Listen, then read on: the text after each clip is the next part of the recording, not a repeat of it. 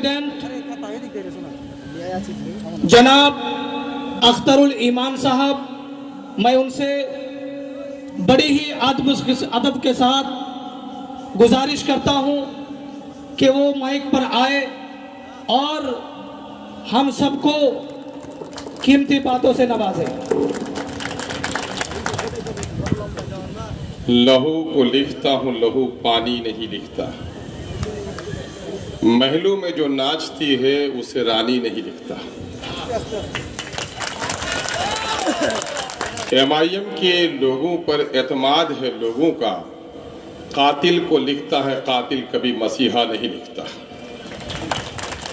इटाहार के इस इंतखाबी और इनकलाबी जलसे में तशरीफ़ फरमा डाइस पर हमारे सभी मोहसिन लीडरान, पार्टी के बहुत ही हरदिल अजीज़ और आप सबके खादिम और हरदिल अजीज़ उम्मीदवार जनाबे भाई एडवोकेट मुफक्किर इस्लाम साहब,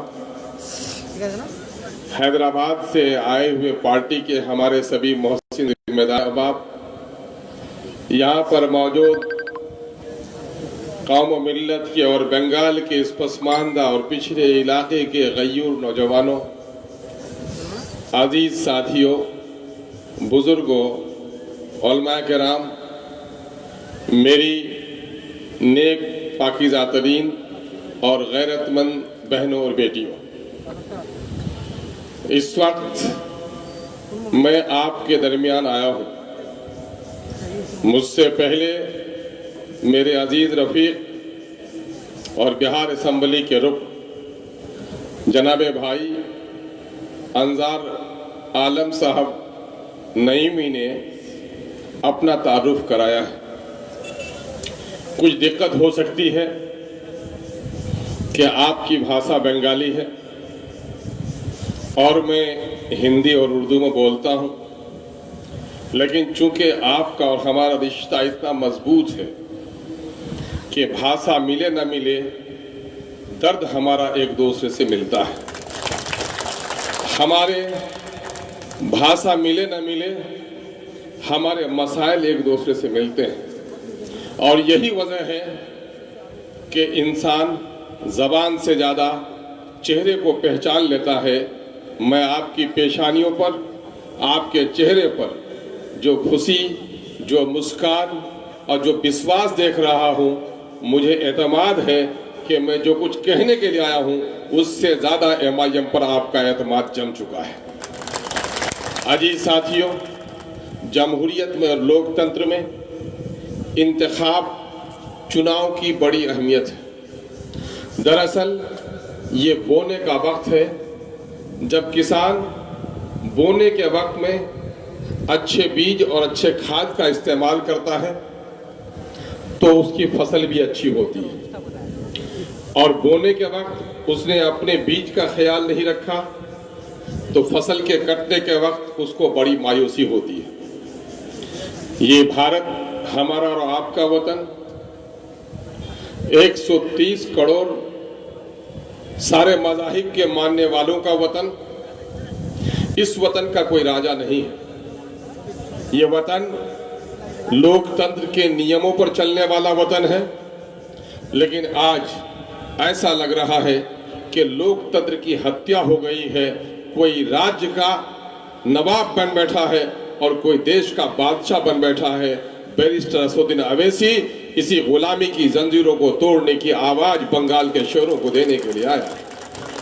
मुझे मालूम है मुर्शिदाबाद, मालदा और दिनाजपुर के लोगों, आपका और हमारा रिश्ता मजबूत रिश्ता है और हमारे और आपके दरमियान में बड़ी दूरी भी नहीं है।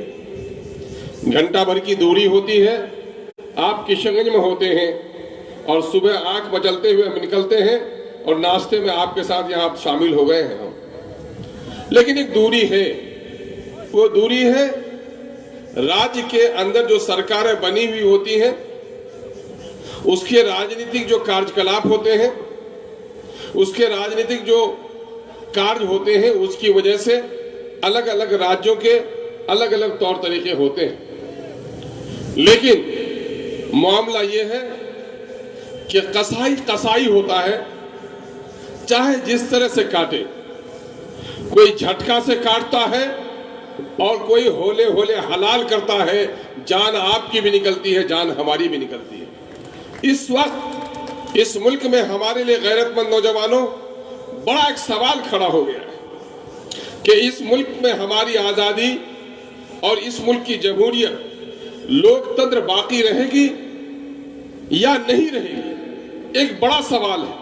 यह सवाल सिर्फ माइनॉरिटी के लोगों का नहीं है, सिर्फ दलितों और पिछड़ों का नहीं है, बल्कि इस देश में बसने वाले सारे लोगों का है। लेकिन धार्मिक उन्माद, जाति नफरत ने हमको असल मुद्दों से दूर हटा दिया है। इसी सोच को पैदा करने के लिए MIM आपको आवाज देने आई है। देखो मेरे अजीजों, उम्र ढलने के बाद इंसान के हौसले थक जाते हैं। कभी ऐसा हुआ है गांव देहात में कि बहन किसी के खेत में मिट्टी लाने गई और खेत वाले ने गालियां दी तो बूढ़ा बाप सर झुकाकर समझौता कर लेता है, लेकिन जवान बेटा, जवान भाई अपने बहन पर किसी दुश्मन की गाली को बर्दाश्त करने के लिए तैयार नहीं था, बल्कि उसका गिरबान पकड़ लेता है। नौजवानी जोश का नाम है और जज्बे का नाम है। मैं तुम्हारे जोश और जज्बे को नौजवानों सलाम करता हूं कि बावजूद दुश्मनों के बहुत अफवाह फैलाने के बावजूद भी आप एक अच्छी खासी तादाद में आपने MIM का झंडा उठाया है। आपको पता है आप कौन है? जब आदमी को जमीन के कागजात खो जाए तो अपने आप को भूमिहीन समझता है, लेकिन जब ब्लॉक में जाए, डिस्ट्रिक्ट में जाए और जमीन के कागजात उसे मिल जाए तो फिर बाप दादा की मीरास को तलाश करने लगता है। आज इस देश में, भारत में, आज हमने अपना मीरास खो दिया है। जरा आंखें उठाकर देखो, यही मुल्क है, सिर्फ बंगाल की नवाबी नहीं बल्कि दिल्ली के कुतुब मीनार की बुलंदी पुकार पुकार कर तुम कह रही है कि तुम गर्दन झुका के क्यों जो रहे हो। तुम्हारे बाप दादा की निशानी तो आसमानों से बात करती है।